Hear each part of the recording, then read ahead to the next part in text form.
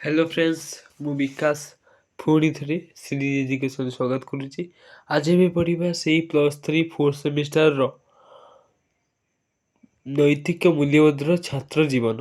Okay, ଦୁଇଟା ଭିଡ଼ିଓରେ ଦୁଇଟା ଲୋକଙ୍କ ସହ ଆଲୋଚନା ହେଇସାରିଛି। ଏଇଟା 3 ନମ୍ବର ଭିଡ଼ିଓ।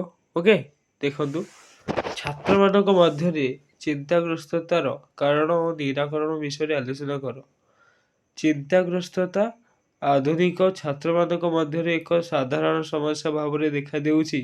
ମାନସିକ ଚାପଗ୍ରସ୍ତତା ଫଳରେ କେତେକ କ୍ଷେତ୍ରରେ ଛାତ୍ରଛାତ୍ରୀମାନେ ମାନସିକ ସନ୍ତୁଳନ ହରାଇଥାନ୍ତି, ଏପରିକି ଆତ୍ମହତ୍ୟା ଉଦ୍ୟମ ମଧ୍ୟ କରିଥାନ୍ତି। ଛାତ୍ରମାନଙ୍କ ମଧ୍ୟରେ ଏହି ଚିନ୍ତାଗ୍ରସ୍ତତାର କାରଣଗୁଡ଼ିକ ହେଉଛି ଯଥା ପରିବାର ଚାପ।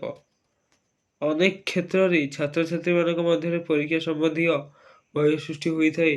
ନିଜ ରୁଚି ବିରୁଦ୍ଧରେ ପାଠ ପଢ଼ିବା ତଥା ପରୀକ୍ଷାରେ ଅକୃତକାର୍ଯ୍ୟ ହେବାର ଭୟ ଛାତ୍ରଛାତ୍ରୀମାନଙ୍କ ଉପରେ ଗଭୀର ଭାବରେ ମାନସିକ ଚାପ ପ୍ରୟୋଗ କରିଥାଏ। ଫଳରେ ସମ୍ପୃକ୍ତ ଛାତ୍ର ବା ଛାତ୍ରୀମାନଙ୍କ ମନରେ ଆତ୍ମହତ୍ୟା ପ୍ରବୃତ୍ତି ଜାଗ୍ରତ ହୋଇଥାଏ। ଏହି ପ୍ରକାରର ଚାପଗ୍ରସ୍ତତାରୁ ମୁକ୍ତି ପାଇବାକୁ ହେଲେ ପିତାମାତାମାନେ ନିଜର ଅଭିଳାଷକୁ ପିଲାମାନଙ୍କ ଉପରେ ଲଦି ଦେବା ଅନାବଶ୍ୟକ। ଏ କ୍ଷେତ୍ରରେ ପରୀକ୍ଷା ବା ପାଠପଢ଼ାଠାରୁ ପିଲାର ଜୀବନ ଅଧିକ ମୂଲ୍ୟବାନ। ଛାତ୍ରଛାତ୍ରୀମାନେ ନିଜ ଜୀବନର ଲକ୍ଷ୍ୟ, ଉଦ୍ଦେଶ୍ୟ ତଥା ନିଜର ରୁଚି ବିଷୟରେ ପିତାମାତାଙ୍କୁ ଅବଗତ କରାଇବା ଆବଶ୍ୟକ। ପୁନଶ୍ଚ ଭବିଷ୍ୟତରେ ଫଳାଫଳ ବିଷୟରେ ଚିନ୍ତା ନ କରିବା ନିମନ୍ତେ ପିଲାମାନଙ୍କୁ ଆବଶ୍ୟକ ପରାମର୍ଶ ଦିଆଯିବା ଆବଶ୍ୟକ। ଯଦି କୌଣସି ଛାତ୍ର କିମ୍ବା ଛାତ୍ରୀ ନିଜ ଜୀବନର ଲକ୍ଷ୍ୟ ସ୍ଥିର କରି ନ ପାରନ୍ତି, ତେବେ ଏ କ୍ଷେତ୍ରରେ ଆଦୌ ବ୍ୟସ୍ତ ହେବା ଭଳି କାରଣ ନାହିଁ। ସମୟକ୍ରମେ ସମ୍ପୃକ୍ତ ଛାତ୍ର ବା ଛାତ୍ରୀମାନଙ୍କ ନିଜ ଜୀବନର ନିମନ୍ତେ ଯେକୌଣସି ବାଟ ଖୋଜି ପାଇପାରିବେ। ଅନ୍ୟ ଏକ ଉପାୟ ହେଉଛି ଛାତ୍ରଛାତ୍ରୀମାନେ ସଦାସର୍ବଦା ବର୍ତ୍ତମାନର କଥା ଭାବିବା ଉଚିତ। ର୍ୟାଗିଂ ଓ ସବଳର ଅତ୍ୟାଚାର। ସବଳର ଅତ୍ୟାଚାର କହିଲେ କେତେକ ବଳବାନ ଛାତ୍ର ଧୀରସ୍ଥିର ଛାତ୍ରମାନଙ୍କୁ ବିଭିନ୍ନ ପ୍ରକାର ନିର୍ଯାତନା ଦେଇ ଆନନ୍ଦ ପାଇଥାନ୍ତି। ପୁନଶ୍ଚ ଅନେକ ଶିକ୍ଷା ଅନୁଷ୍ଠାନ, ବିଶେଷ କରି ବୈଷୟିକ ଶିକ୍ଷାନୁଷ୍ଠାନ ଗୁଡ଼ିକରେ ବରିଷ୍ଠ ଶ୍ରେଣୀର ଛାତ୍ରଛାତ୍ରୀମାନେ କନିଷ୍ଠ ଛାତ୍ରଛାତ୍ରୀମାନଙ୍କ ଉପରେ ଶାରୀରିକ ଓ ମାନସିକ ଅତ୍ୟାଚାର କରିଥାନ୍ତି। ଏହାକୁ ର୍ୟାଗିଂ ଭାବେ ପରିଗଣିତ କରାଯାଇଥାଏ। ଏହା ଫଳରେ ଅନେକ ଛାତ୍ରଛାତ୍ରୀ ଆତ୍ମହତ୍ୟା କରିବାର ଉଦାହରଣ ରହିଛି।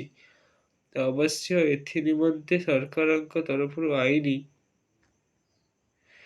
ପ୍ରଣୟନ କରାଯାଇ ଏହାକୁ କଡ଼ାକଡ଼ି ଭାବରେ ପାଳନ କରାଯାଉଛି। ଉଚ୍ଚଶିକ୍ଷା କ୍ଷେତ୍ରରେ ମଧ୍ୟ ପିତାମାତାଙ୍କର ପିଲାମାନଙ୍କ ପ୍ରତି କିଛି କର୍ତ୍ତବ୍ୟ ରହିଛି। ପିଲାମାନଙ୍କୁ ପ୍ରତ୍ୟେକ ମୁହୂର୍ତ୍ତରେ ପରାମର୍ଶ ପ୍ରଦାନ କରିବା ତଥା ସେମାନଙ୍କର ଦୈନନ୍ଦିନ ଘଟଣାବଳୀକୁ ପଚାରି ବୁଝିବା ବା ପିତାମାତାଙ୍କର ଏକ ମୁଖ୍ୟ ଦାୟିତ୍ୱ। ଏହା ଫଳରେ ମାନସିକ ଚାପଗ୍ରସ୍ତତାର ହ୍ରାସ କରାଯାଇପାରିବ।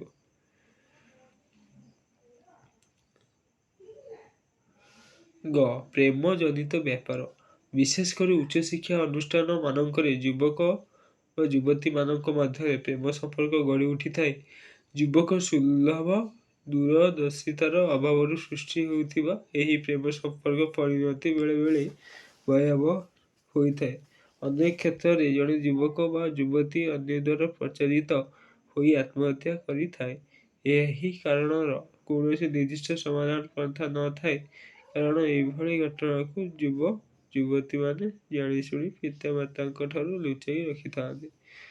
ଆଧୁନିକ ସଭ୍ୟତା ଓ ସଂସ୍କୃତି ହିଁ ହେଉଛି ଛାତ୍ରଛାତ୍ରୀମାନଙ୍କ ମାନସିକ ଚାପର ଏକ ମୁଖ୍ୟ କାରଣ।